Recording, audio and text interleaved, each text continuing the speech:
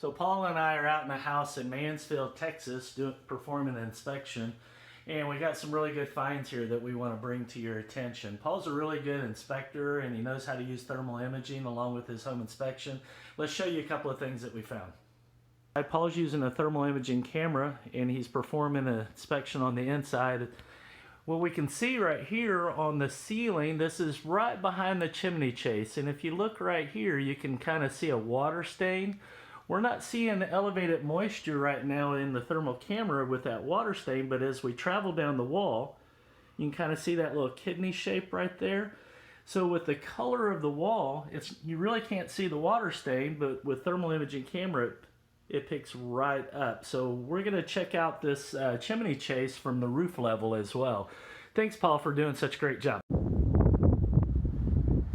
As I showed you earlier on the water stain in the master bedroom, now that we're here on the roof level, wanted to kind of show you the roof cap is in kind of poor shape. It's got a negative slope in it. You can see where it's holding some water.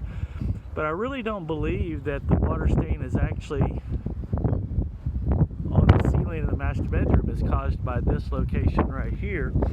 I'm going to bring you around this chimney chase on the roof level. Again, an important reason to hire an inspector that actually walks the roof. This chimney chase, where it lines up with the sidewall, looks pretty good overall, but we have this one location right here. We just bend this back slightly, you can see basically just a big hole that goes in the side of the chimney chase. You can see right there. So the chimney flashing's not set real good. If I push down on it a little bit, you can see where there's an opening right there.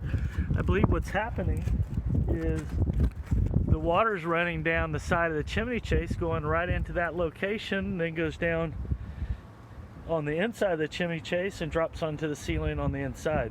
Again, another good reason to hire a home inspector that walks the roof area, inspects everything from the roof level.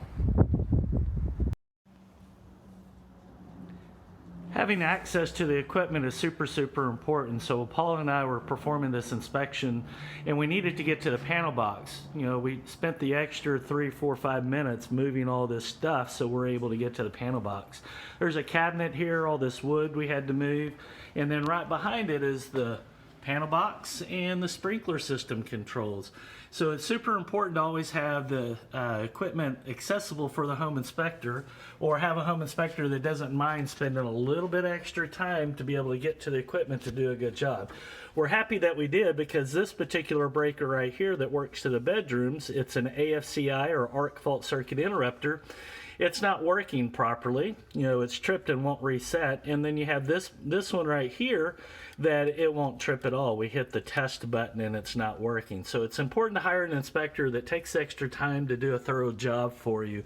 So Paul Ferris and Brian Murphy with A Action Realty Inspection Services. For your next home inspection, give A Action a call.